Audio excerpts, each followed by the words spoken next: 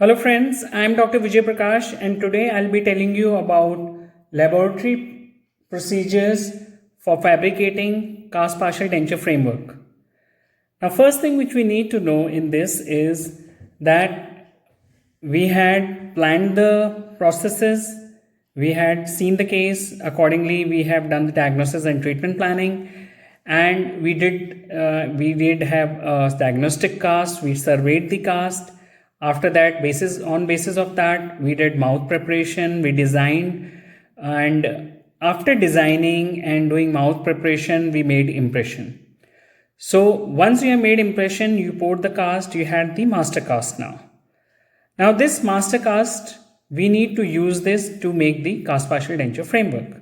So let us see what are the steps involved in making the cast partial denture framework. First thing is, if you are talking about the maxillary denture, that is the maxillary cast, what we need to do first is we need to do a procedure known as beading. Now what is beading? Now beading is actually scribing or indenting a shallow groove on the maxillary cast before the duplication procedure. And the rationale behind doing this is to provide an excellent visible finish line. You can see it here on the cast. You can see this is scribed on the cast in order to form a beading. So both the sides, both in the upper and the lower border, you can do that. And second rationale can be to provide intimate tissue contact and prevent food from accumulating below the framework. Thirdly, it can provide a scope for the technician to reduce metal thickness on the polished surface in this area without compromising on the strength, because below you have a thick metal bead which will take care of that. Another thing is it will be helpful in transferring the major connector design to the investment cast or the duplicating cast. So how do you do that beading? You will use a spoon excavator and about 0.5 millimeter depth, you're going to scribe it on the cast, and this will be around 1 millimeter of width. So both this on the upper and lower borders you are going to do. This will be before you start doing the blockout procedures. Before doing the blockout, what we need to do is we need to transfer the design from the diagnostic cast onto the master cast. So you are going to use a sharp pencil and you are going to position the master cast on the surveyor using the tripoding mark, and position at the same tilt which were used during the planning of the cast partial denture on the diagnostic cast, and accordingly transfer the entire design onto the master cast. Then comes the process of blockout, that is blocking out of the master cast. Now what do you mean by blockout? Blockout is by definition a process of applying wax or another similar temporary substance to undercut portions of a cast so as to leave only those undercuts essential to the planned construction of the processes. So the objective of blockout is to eliminate the undercut areas on the master cast that will be crossed by the rigid parts of the partial dentures. And how do you do the blocking out? Blocking out is done before you have to do the beading procedure, as I told you in the maxillary cast. Beading is not done in the mandibular cast because the major connector lies on a thin attached mucosa, and which will be very irritating for the patient, especially the tongue region. So we don't do beading in the mandibular cast. And the master cast here should be sprayed with a sealer once you have transferred the design, so that you preserve the design. You don't lose the design by scraping or anything. So if you have to preserve the design, you spray it with a sealer so that the design stays on the master cast. Now the blockout procedure. The blockout wax should always be placed below the height of contour on the cast. You can see the blockout is placed below the height of contour on the cast, and any wax placed above the height of contour and not removed will result in a cast framework which will not contact the tooth on the cast. So it is very important, anything above the height of contour, the wax should not come, because then it will interfere with the seating of the cast partial denture, and once the cast partial denture does not fit on the cast, then it is impossible that it will fit on the in the patient's mouth. So cast scraping during wax removal will result in oversized casting, which will require adjustment during the framework fitting. You have to be very careful when you are placing the blockout wax, that you don't scrape the cast whenever you are removing the excess of the wax. So the shaping of the wax should take place when excess of blockout wax is placed in all the undercut areas. Now, there are three types of blockout. One is the parallel blockout, another one is the shaped blockout, and third one is the arbitrary blockout. Let us see each one of them. Parallel blockout is actually given in a tooth supported partial dentures, like a class 3 Kennedy's class 3 situation. Now here what you do, you will block all the undercuts which are below the height of contour, and it is done once the master cast is surveyed and the desired path of insertion is determined. Once you have done that, then you are going to do this procedure of blocking out. Blockout wax is used to fill all the undercuts below the survey line. You have to be very careful, because anything which is above the survey line, as I told you, you're going to the cast partial denture is not going to fit onto the cast, and definitely it is not going to fit into the patient's mouth. And this blockout, whenever you are doing, it should be parallel to the determined path of insertion. If you see here, see the straightness of this. This is parallel to the path of insertion, and that is the name given, like parallel blockout. Excess wax here is trimmed by a parallel wax carving blade like device, which is mounted on the surveyor. So this can be accomplished on the surveyor at the particular tilt which you have decided for the path of insertion and removal. Another type of blockout is the shaped blockout. The shaped blockout is always indicated just below the retentive tip of the clasp palm on the primary abutment. This is very important, because this is just below the retentive terminal, where you are having the retentive undercut, and where your retentive terminal is going to come in. Just below that, you have to block out any kind of undercut with this type of wax. And blockout wax is shaped to provide a slight ledge just apical to the clasp tip. This ledge is provided, as you can see here. This ledge is provided so that whenever you are placing the wax pattern, it can precisely go and seat into that particular position, because the retentive terminal going into the undercut is very critical for the retention of the processes. So you cannot go wrong there, because anything there, you just put slightly higher up beyond that survey line, you will not get proper retention. So this is about the shape blockout. Another one is the arbitrary blockout.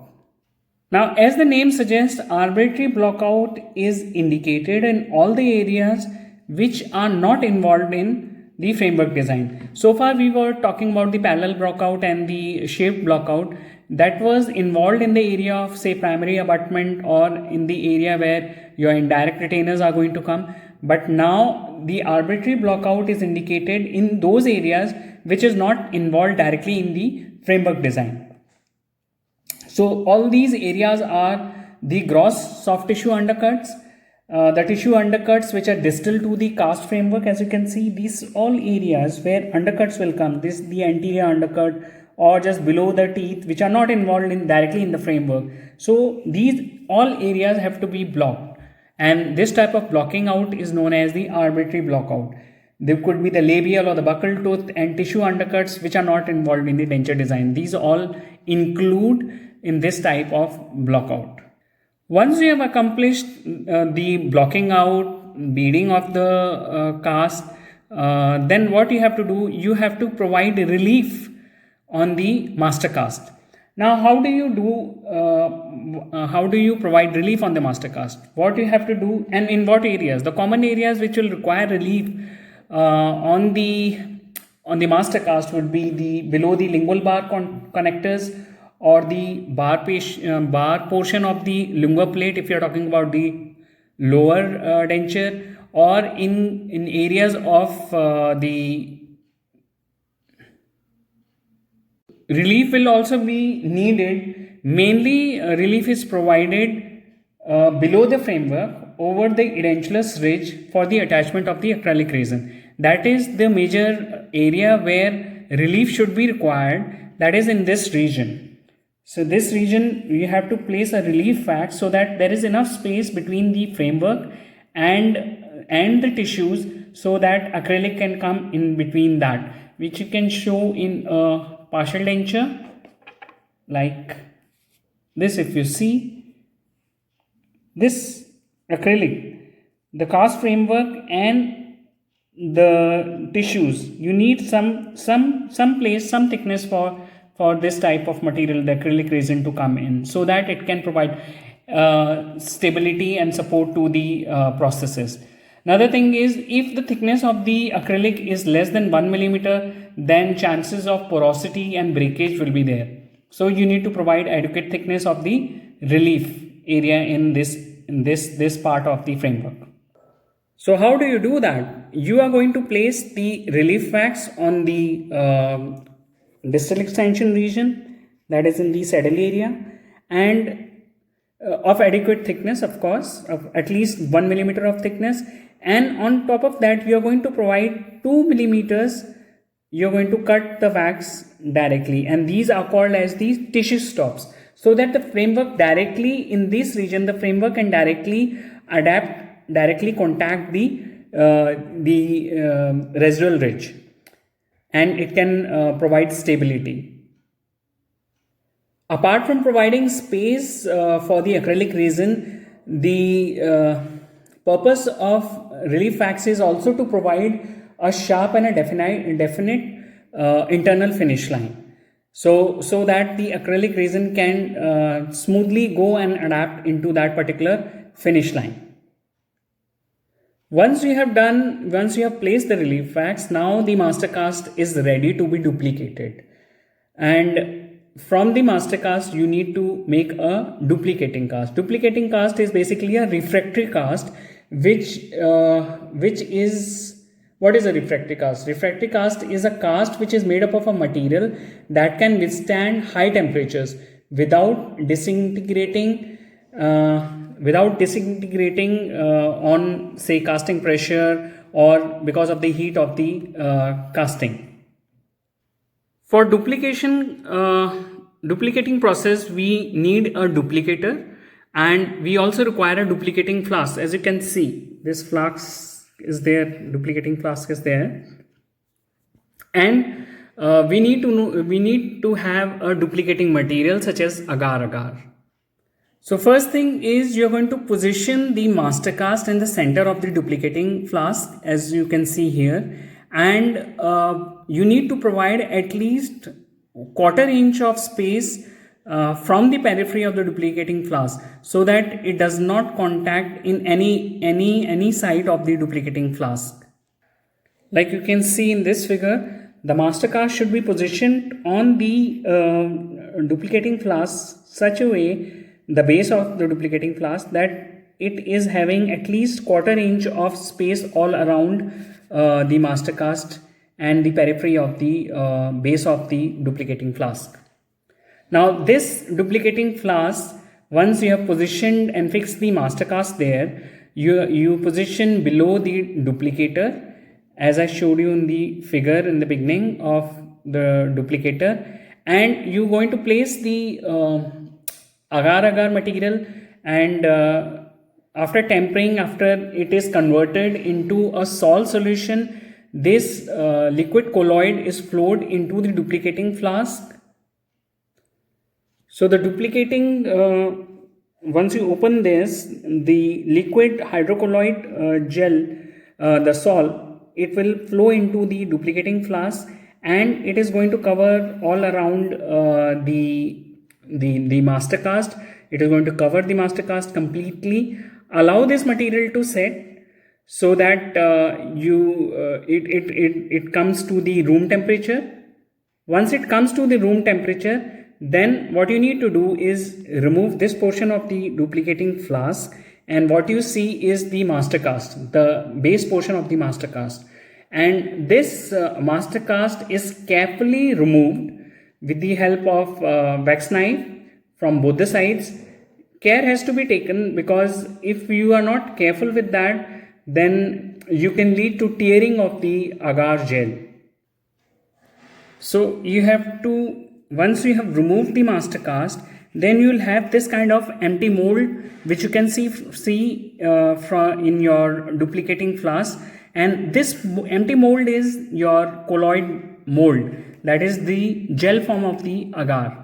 Now in this mold, this empty mold, what you are going to do, you are going to pour the investment material, that is the refractory material, and the choice of that will depend on what type of casting alloy you are going to use for your cast partial denture framework. If we are using an alloy such as the type 4 gold alloy or zirconium alloy, then you require a low heat investment material like gypsum bonded investment material. And if you are fabricating the cast partial denture with materials like cobalt chromium alloy, then you require a high heat investment material such as the phosphate bonded investment material. So it depends what type of alloy you are using. Based on that, you are going to select what type of investment material you are using. So once you have decided onto that, you mix the powder and the special liquid is there for the investment material, and you mix it like this, and this mixed investment material is then poured into this empty mold, that is the colloid mold, and this entire thing is allowed to come to the room temperature. Once it is set, then you get the refractory cast. Now allow that refractory cast, because this cast is usually slightly wet. So first thing which we need to do is you need to dry the refractory cast by placing in a dry oven at 93 degrees centigrade. And another thing is, this dry refractory cast becomes very brittle. So tendency of fracture of the refractory cast is there. So this dry brittle refractory cast should be placed in a hot beeswax. That is, you're going to use a hot beeswax, and you're going to dip this refractory cast into that, and this heated cast is dipped into the beeswax at a temperature of 138 to 149 degrees centigrade for only 15 seconds. After 15 seconds, what you're going to do, you're going to lift the cast up, but it should be above the solution so that the excess beeswax drips into the beeswax solution itself. Once it is dried and it is having a good coating over the refractory cast, then the cast is strong enough to whatever you want to do. You are going to make a pattern and shaping of that, you can do that on the refractory cast. Then it is ready to be used. So this is the refractory cast which you get after dipping it into the beeswax solution. Now this refractory cast, once it is set, it is ready to be used, and the next procedure for using you are going to do waxing of the cast partial denture framework. Now for this, what you need to do first is you need to exactly transfer the design from the master cast onto the duplicating cast. You use a sharp pencil and you have to transfer this design from the master cast onto the duplicating cast. Wallis gauge can be useful in accurate transfer of the design from the master cast onto the refractory or the duplicating cast. Next we come to the procedure of wax-off of the cast partial denture framework, that is done on the refractory cast. First thing is we can use a plastic patterns. You have a prefabricated plastic patterns, and they can be adhered to the refractory cast by using an adhesive. So you have this type of prefabricated plastic patterns, and you can just directly use them. You can just stick it onto the refractory cast wherever it is required, and these are kind of various thickness of wax patterns which you can directly use it. So most of the wax patterns which are used in cast partial denture framework are prefabricated. They come in the particular shapes and designs and particular colors. So you can take them from the market and this can be used accordingly. Now, critical areas when we are doing waxing are the clasp area. You have to be very careful for the positioning. Remember that we gave a ledge in when we were doing the blockout procedure. So here you have to accurately position the wax pattern into those areas, and only the retentive terminal of the clasp should engage into the retentive undercut, and the clasp pattern should be cut greater than that is required, so that later on you can modify that. And once the plastic patterns are placed on the cast, they are adapted to the contours without distortion. The plastic patterns once contoured are joined with wax which are similar in composition to the blue inlay wax. There will be some areas where you have, once you have joined that, there will be slight gap between the component, say the rest region and the minor connector region. So you can always use the same composition wax and add with the heated instrument, so that the continuity of the framework is maintained. Another thing is, for that you can use a soft blue casting wax to reinforce the wax joints or the occlusal rest seats, because these are the most vulnerable areas where chances of failure of the cast partial denture will be very high.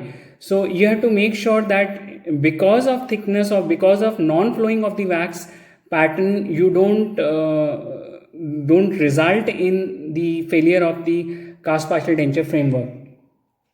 So once you are completed the wax up of the denture, then you, with the slow flame, what you can do, you can finish it nicely. And once the wax up is completed of the cast partial denture framework, then the next step is spruing of the framework. Now, what is a sprue? Sprue by definition is a channel or a hole through which a plastic or a metal is poured or cast into a gate or a reservoir and then into the mold. And the purpose of spruing is it acts as a reservoir of the molten metal, and it leads the molten metal from the crucible into the mold cavity. So what now we want to do is, now we want to provide channels through which the molten alloy can replace this waxed denture.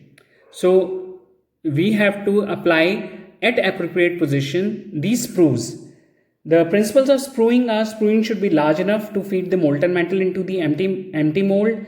Secondly, they should be around 8 to 12 gauge of round wax, and the channel should bleed into the cavity as directly as possible for minimum turbulence for flow.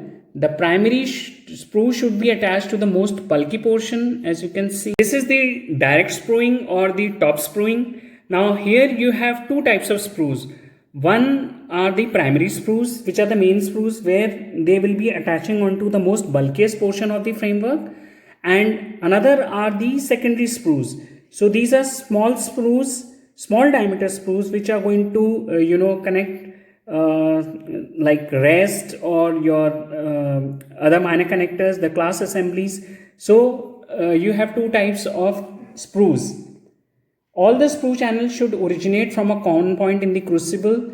As you can see here, you have in this direct or top spruing, you have all the sprues which are connected in the center, and from that only all the sprues are originating, and this will be connected to the crucible former.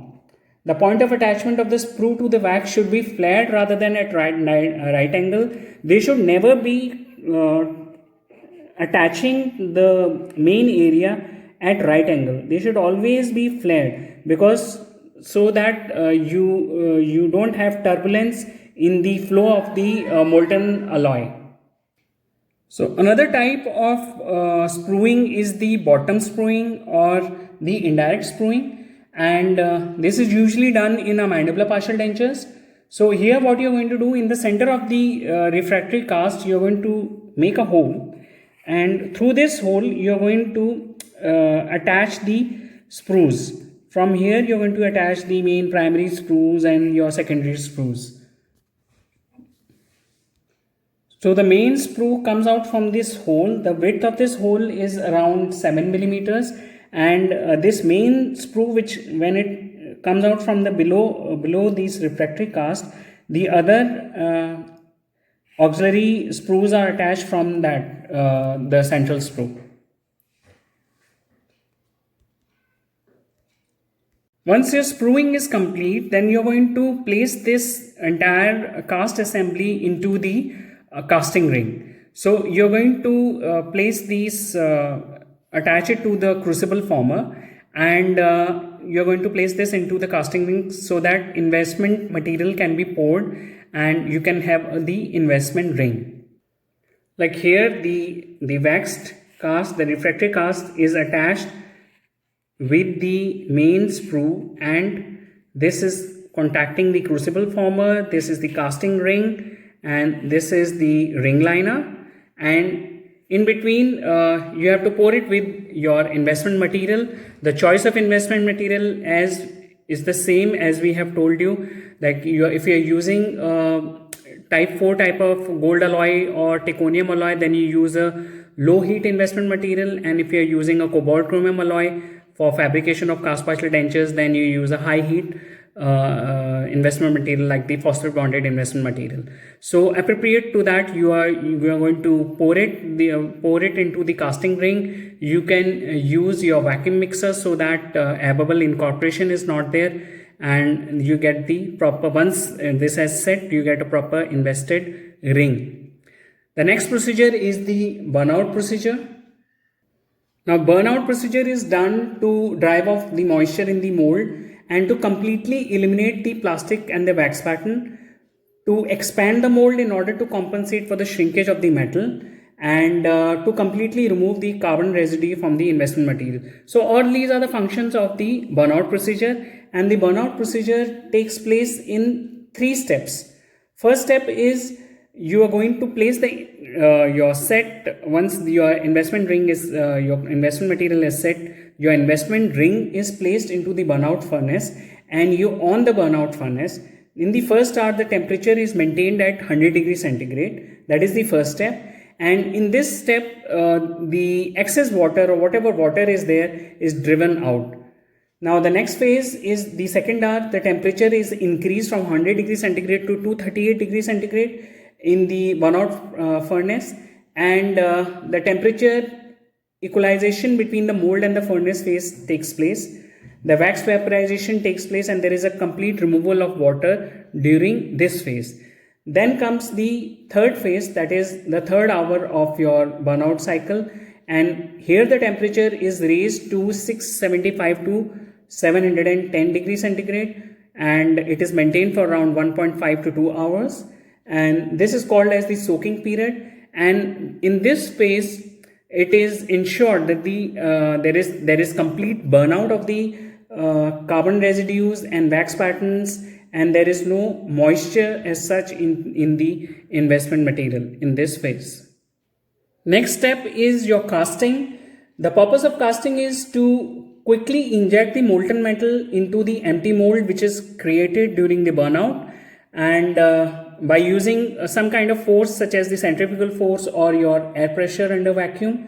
And the popular methods for casting are by using gas oxygen blowtorch, or by using oxyacetylene mixture, and the most common and popular method of doing casting is the induction casting, which is based on the alternating electric currents by the induction of the magnetic field, which helps in having the metal which is in a molten stage, and this pushes the metal into the.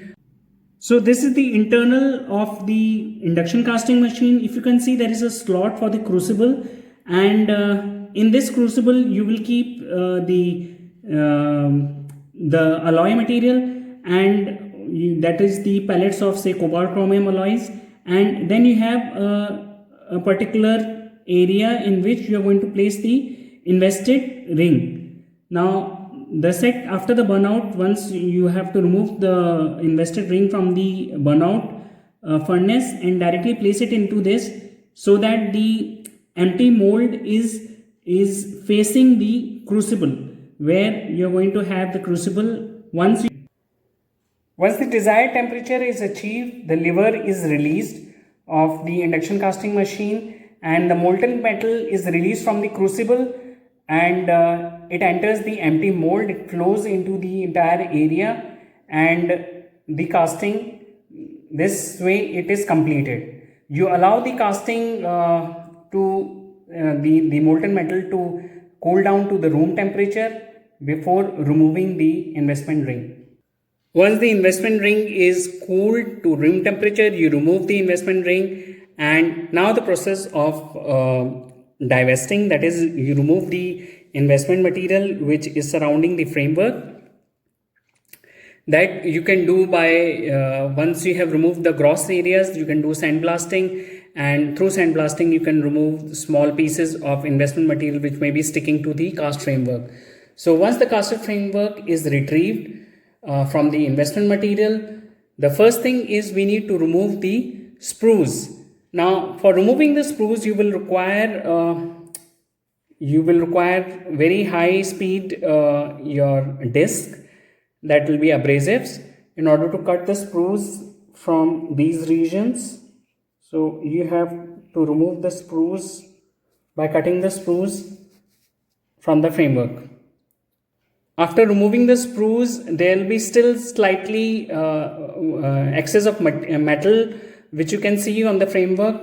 Then you will do coarse finishing of the framework is done by using abrasive stones or sintered diamonds can be used, and then you are going to use fine stones and you're going to finish the areas, and then next process is fitting of the framework. Once you have removed the excess of material and you have done finishing of the critical areas such as the retentive class and the rest, now is the time that the retrieved cast partial denture framework will be tried onto the master cast, so that you're going to see whether it is fitting there. If it is not any interference, you're going to check with the help of sprays or disclosing media.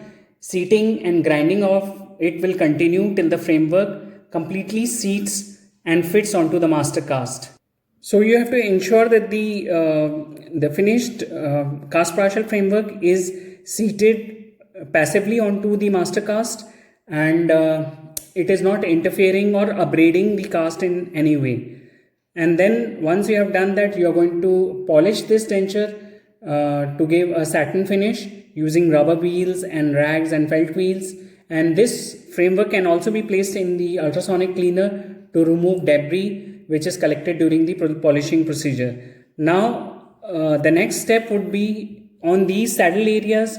What you need to do is you're going to build up the occlusal rims, and then they are ready to be tried in the patient's mouth, and then your vertical jaw relation and centric relation can be recorded. So now we come to end of this video. Thank you for watching the video.